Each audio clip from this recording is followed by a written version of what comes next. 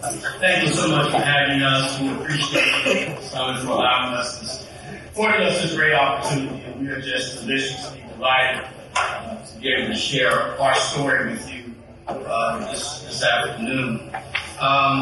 So yes, I am Chris Battle, and I'm an urban farmer.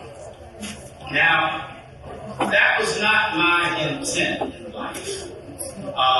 I am from Cincinnati, Ohio, the greatest city in the country.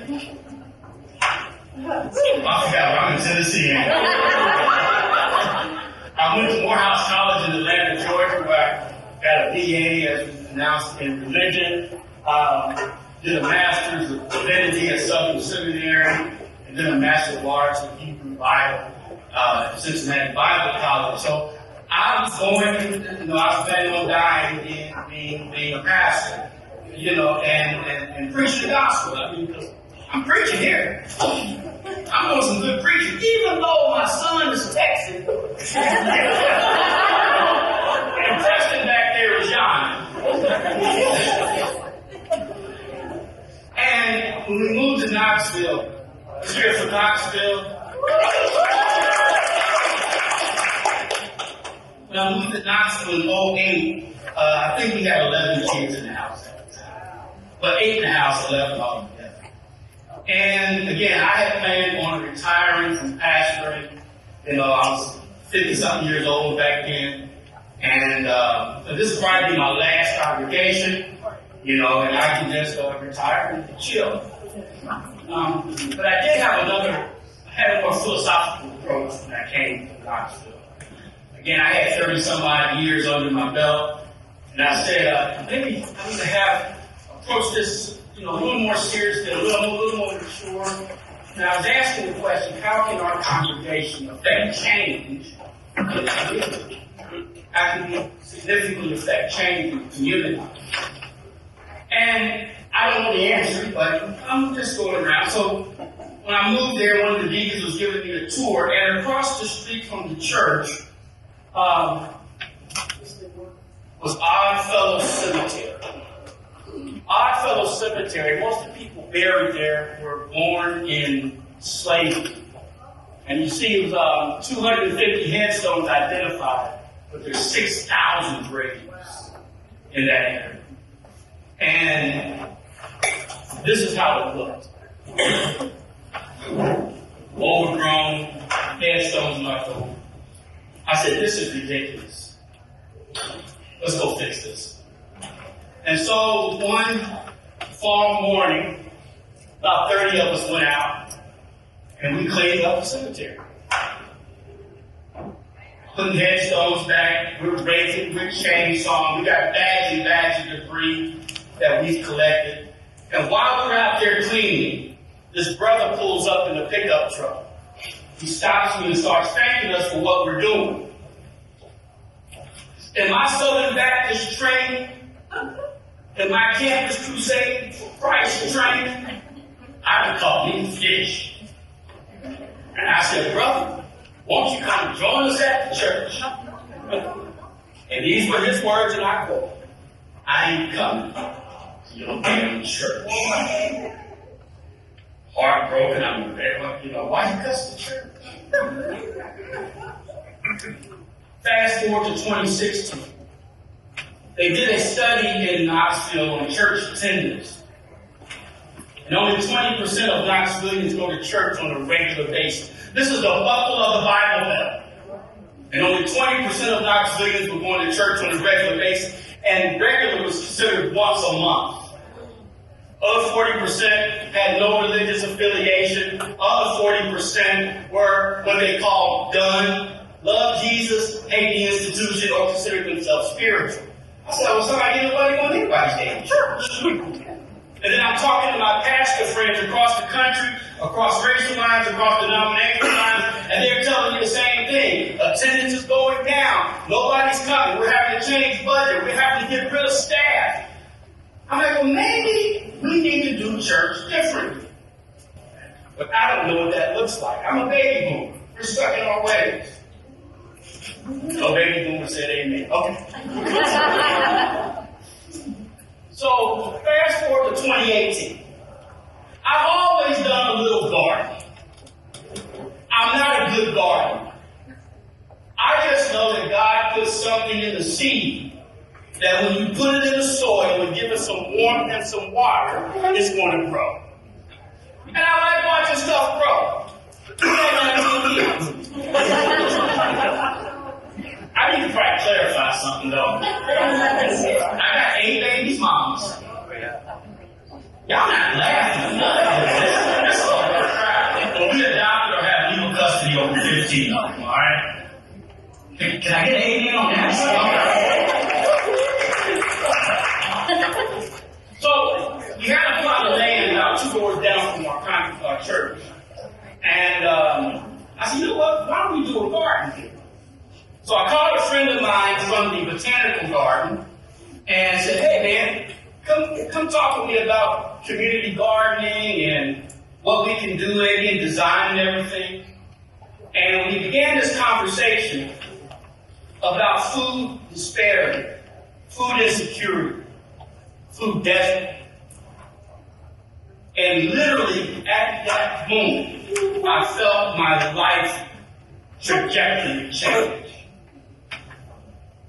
Because I realized that there was something happening in our community. That people were literally dying because they don't have access to fresh fruits and vegetables. You're all familiar with food insecurity, the limited or uncertain availability of nutritionally adequate and safe foods, uncertain ability, to acquire acceptable foods in socially acceptable ways. We all know that. We're all in this area. We all know what a food desert is. Okay? A neighborhood where there is little or limited access to healthy and affordable food, fruits and vegetables, and so forth. Now, they also have some, USDA has some things saying that, that if your community is 1/3 of your community is living at poverty and more than a mile away from the nearest grocery store, you are considered food desert. Well, if you look at where our church was, right there across, we got a Kroger, a Save-A-Lot, 2 or 3 Krogers, a Publix. We're 2.5 miles away from the nearest Save-A-Lot. And who shops at Save-A-Lot? We're 2.7 miles away from the Broadway Kroger, 2.8 miles away from the Asheville Kroger, 3.3 miles away from Food City. Are y'all getting the point? There is no grocery store in our zip code. There is no grocery store in our zip code. Food deserts, many of them are areas of low income. They're areas that have been redlined, lack of adequate transportation, and there are oftentimes communities of color. So we don't really use food desert anymore. We use food apartheid. We use food apartheid. Food deserts are natural. These are not natural. Because there's food in the community. It's just not, it's processed food. And grocery stores are choosing not to come to our community. And so we refer to it as food apartheid. And so these areas have a strong correlation between food deserts and health issues, higher rates of hypertension, diabetes, obesity, and heart health issues. In Knoxville, guess what area has the highest rate of these? My zip code. Residents of food deserts pay more for food because they're going to the corner stores, they're going to the dollar stores, and they're paying 7 to 25% higher than the grocery stores. Because they're ripping off at the dollar store. You do know that, right? You're paying less. You're paying more for less. That 6-ounce tube that you get at Kroger is only 4.5 ounces at the dollar store. And the lack of grocery stores has a strong downward pull on the area's economic development. But that might not be the main culprit.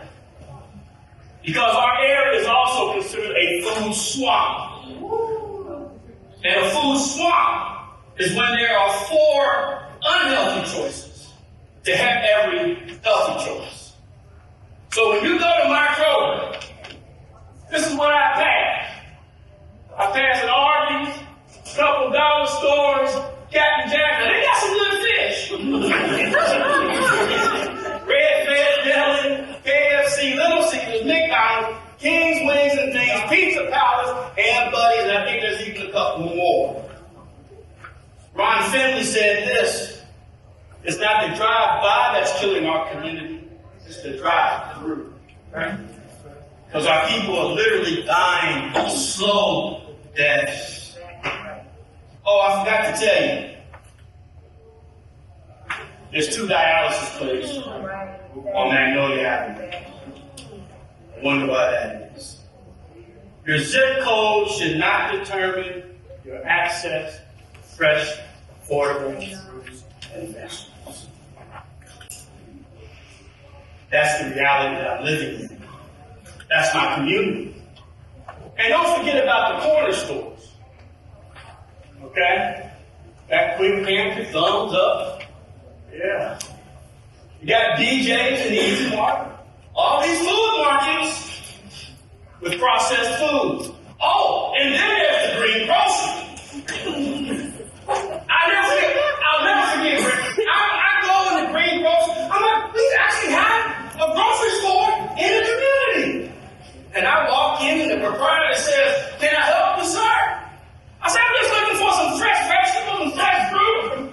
He started laughing. I can get tobacco. I can get beer.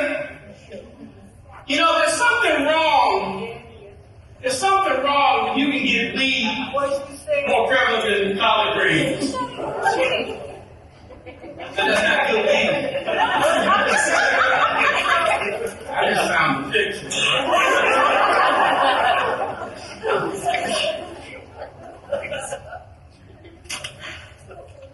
I truly believe that most communities are the answer to their issues. I believe most communities have the answer to it. And I said we can fix this. We can fix this. That happened. So we started our community garden at Tabernacle. We had about 16 plots, about 12 by 11, 12 by 16 or so. And, of course, folk were enjoying it. They were coming. That's me when I had hair. My sister started calling me golf course because she said I had 18 holes in my head.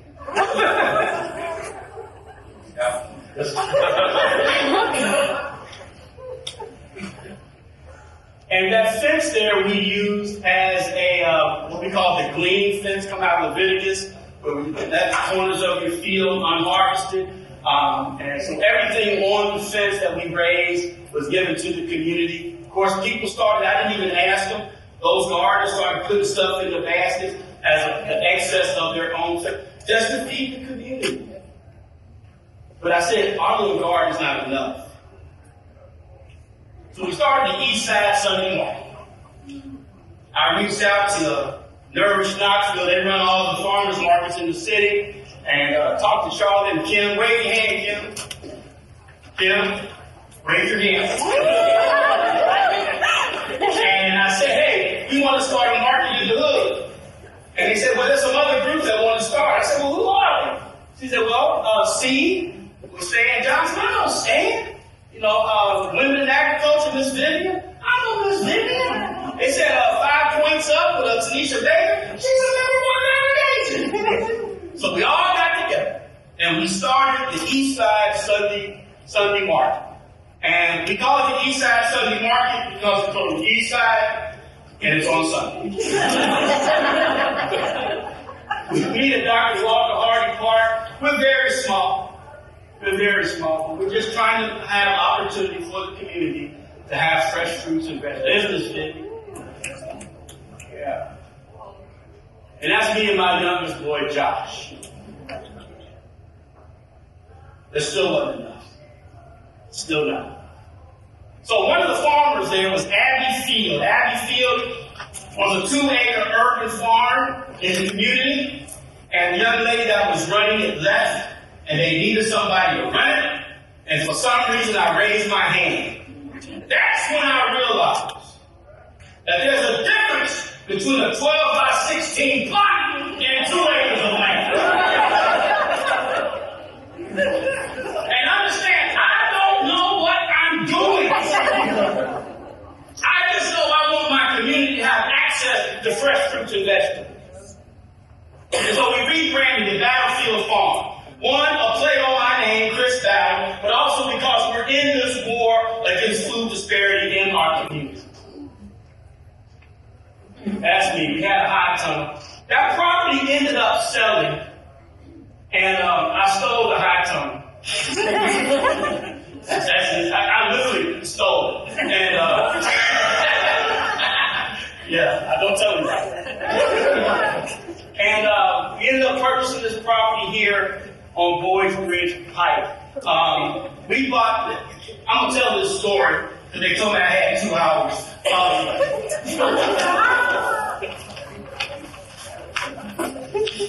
The property, they wanted $50,000 was property. So we ordered half acre.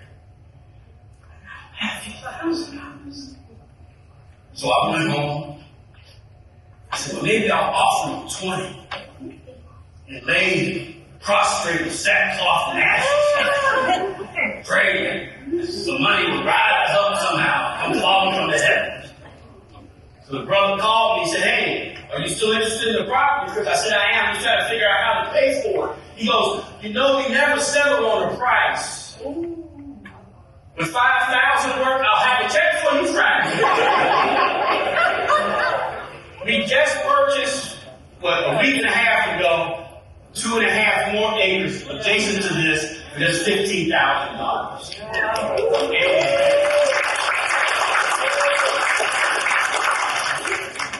This has been a faith venture for me, and so my motto is, if it's God's will, it's God's will. Well, this is just a little thing here. Yeah. We have about a little 50 or so raised beds and a high tunnel. And of course, we got the bees. We call them the Cardi bees. Now, look at that. Then there's the girls. You notice my girls are talented. You notice they're playing the xylophone. And then we got the wabbits. Yeah. We're going to eat them. I learned they do multiply. That's not even half of the ones that we have. And we got the baddest compost bin in the city. We got solar-powered compost bin. And now you notice the pumpkins there, but we had a pumpkin smashing the other day. And we came out just, one of the seed stores gives me the pumpkins that they don't sell for the holiday, and we just load them up and just smash them up and put them in the compost. So we had that space, and of course we can't forget Sid, our box elder. Sid, we named it after a friend of ours who passed on, who was an arborist, and this was the only tree on our little farm. I almost cut it down, but I wanted to use all that space before. But I'm so glad I didn't, because it's all the shade we got. So under Sid, we have classes, we eat under there, and we also have the cut. That's what we worship at. We have the cut. It's called the church under the tree. The cut. And so on Sundays, we just gather up under the tree. When God says it's okay, that means it's not raining or it's over 40 degrees. We've also started some other community gardens in the area. We got Bethlehem Church. We're trying to revitalize that one now. We have one of the owners of the corner store let us use this property. Our Congolese refugees are using that stop and go. We got Pastor Richard S. Brown Jr. Community Garden. Started off with 36 raised beds. 36 raised beds. But was that enough for us? No. We now have 100 raised beds.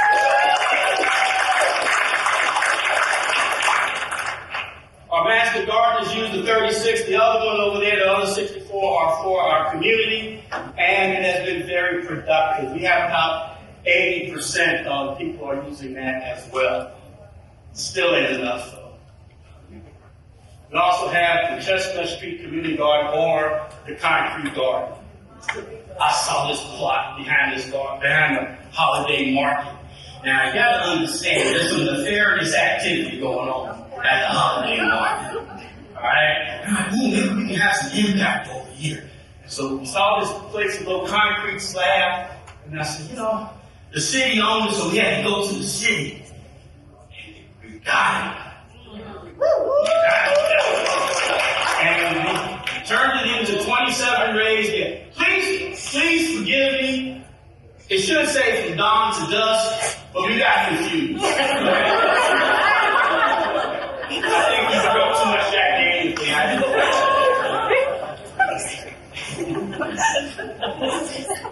Don't tell anybody. But the city ended up giving us that plot.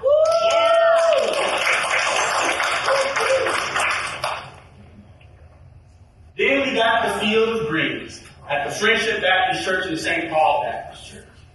Okay? We just have these green. Alexa, where you at? Is she here? There's right here. Yeah, that's her right here. She's out there with my son and Philip out there playing collard greens. And come on. That's what we look. Trust me. We have two of these.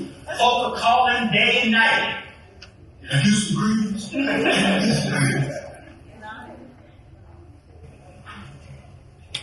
Then I had the potato. Mike Smith called me from the Concord United Methodist Church. He said, Brother Chris, would you like some sweet potatoes? I said, sure, Mike. How much would you like? How much you got? I came home with 210-pound bags of sweet potatoes. And we had sweet potatoes galore. We put them out there on the farm stand. That was much higher than at the time. And I got on Facebook Live. I said, y'all come get these tapes. And I promise you, within 2 hours, they were gone. This happened a couple times. We had apples in the cage and whatever. And then it dawned upon me that the demographic I'm specifically trying to reach may not have adequate transportation to get there, may not even have internet. How do I get these potatoes to them? Reading a veggie van.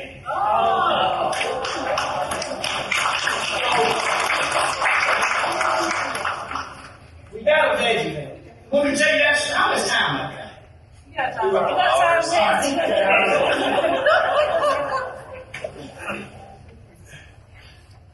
Many buses are expensive. Brand new was $72,000. I don't have $72,000. Got on Marketplace and everything. I found something really good prices.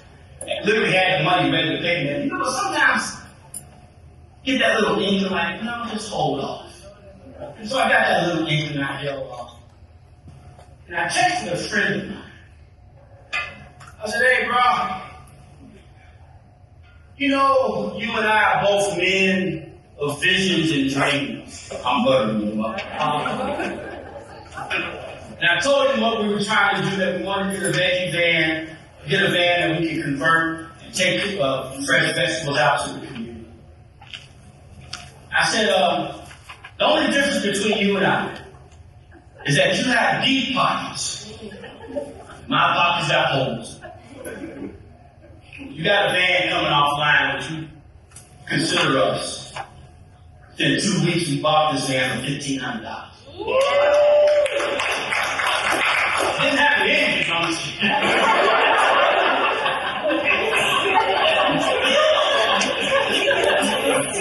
So we converted it, and so what happens is we fill it up with fresh vegetables. Oh, we named it after Fannie Lou Hamer. I'm sorry. Named it after Fannie Lou Hamer. And we fill up fresh vegetables. It's through our relationship with Second Harvest Yellow Second Harvest, and Nourish Knoxville. Nourish has received a grant, a culture grant, that all the produce that they bought produce that the farmers didn't sell, and they gave that to me. So we're taking out about a ton of fresh produce twice a week to our community. So people literally walk through the front, go to the back, and get what they need. I think I already put that. This was the saddest picture I ever saw in my life. I remember when we pulled up to Morningside Gardens, and I saw the people were lined up in wheelchairs. I told one of my volunteers, I said, take this picture. Because this is our community. And brothers and sisters, my friends, I have seen more missing toes than I ever want to see in my life. And I know what it's about. It's just about lack of access to fresh fruits and vegetables. And honestly, you don't have to be a mile away from the nearest grocery store. It can be across the street. But the median income in my community is $18,000. If I can't afford to buy it, it don't matter where it's at. And then there's the transportation problem we have. One elderly lady said, it takes me 3 to 4 hours to get to the grocery store. And this is what kills me. I only can purchase what my walker will allow me to carry. I've always had a car. When I was 16, my first car was a 68 Roundie with 3 on the tree. Maybe 2 people know what I'm talking about. They called it the Flintmobile because all the floorboards were out and rusted out. But I've always had a car. And if I forgot to get something from the grocery store, guess what? I go back and get it. And I can get as much as I want. That's why God gave us children, so they can carry the groceries from the car and take them to the house.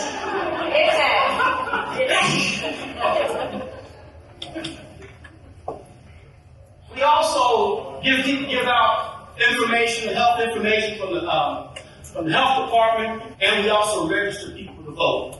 Yeah. If you know anything about Fannie Lou Hamer, you'll know what I'm talking about. We serve 6 spaces in Knoxville, in our zip code, in our area. The residents of 5 Points, Morningside Gardens, Golden Age Retirement Center, Holston Oaks Apartments, and Isabella Towers and 1100 Studio Apartments. And the problem is, it's still not enough. The demand is daily. Daily. I'm always getting calls. Can you come here? Can you come there? I literally had to tell some people no. And it breaks our heart. Because people want fresh fruits and vegetables. But if they can't afford it, if they can't get to it, they're going to settle for ready foods and Cheetos. This is what it looks like oftentimes when we go out.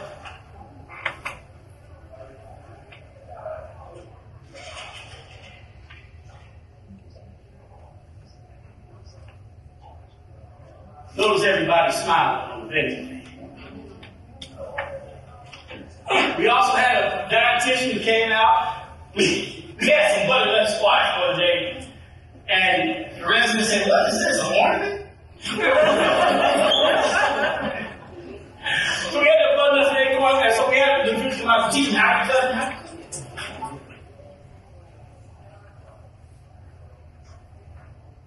So, what's next on our agenda? Right now, we are presently working on a mobile grocery store. I've learned something about myself over the years. I wish I would have learned it a whole lot earlier in my life. But I'm a visionary. I'm standing here at point A, and I can see Z. But I'm horrible between B and Y. So what I've learned is to surround myself with people who are good at B and Y. Smart, insightful, bright people.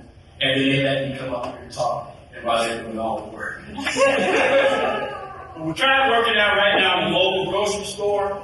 We're also looking for an affordable brick and mortar grocery store. And we're dreaming about the battlefield infield garden. Maybe a hydroponics, aquaponics thing, something like that, where we can have some year-round. We did make the news, made the front page of the News Sentinel. We also made People magazine. I'm excited about that. Barista called me one day.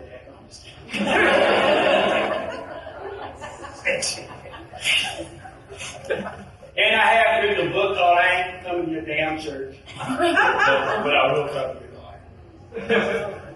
It's we're working on the second edition right now, so I don't have any for you. This has been a struggle.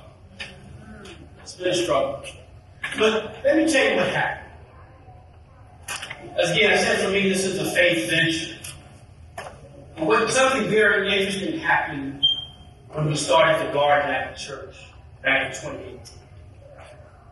People started coming to the garden who would never come to my Black Baptist brick and mortar church. Black folk, white folk, straight folk, gay folk, tall folk, short folk, pretty folk, ugly folk. And I began to hear their stories. Mary was telling me about how she was just grateful that even though she was houseless, there was a family who was letting her stay on their front porch. And she was just sharing a story. Then there was a guy who started telling me about his anal warts. He cut that story off right. But the beauty of it is that I began to meet people, all kinds of people, that the pastor didn't allow me to be, or I chose not to be. And my circle got wide, and I began to realize that there are all these wonderful, beautiful, loving, peace-loving, insightful people in this world that are just beautiful. We may not share the same religion. We may not share the same faith. He may not. I had one guy tell me, come to the farm and say, now I love your mission, but I can't stand the God of your mission. That's all right, but we can still talk. Right. And I really don't care what your political affiliation is. We come to the soil, something about the soil that equalizes us. Because we're all the same. I believe we're all going to be came from it, and we're all going to go back to it. But it gets hard sometimes. It gets to be a struggle. You can get overwhelmed. I know in the breakout we were in earlier, I said there's been times he wanted to quit. But this has been my mantra. It's found from the Tomma. It says, do not be adopted by the enormity of the world's grief. Do justly now, love mercy now, walk humbly now. We are not obligated to complete the work, but neither are we free to abandon it. And the work is great. The work is worthy. And the work has to be done. And I'm grateful to God. I'm grateful for my friend. I'm grateful for you all for the work that you're doing to help folks like me feed our community. And I already tell them to put the cash out.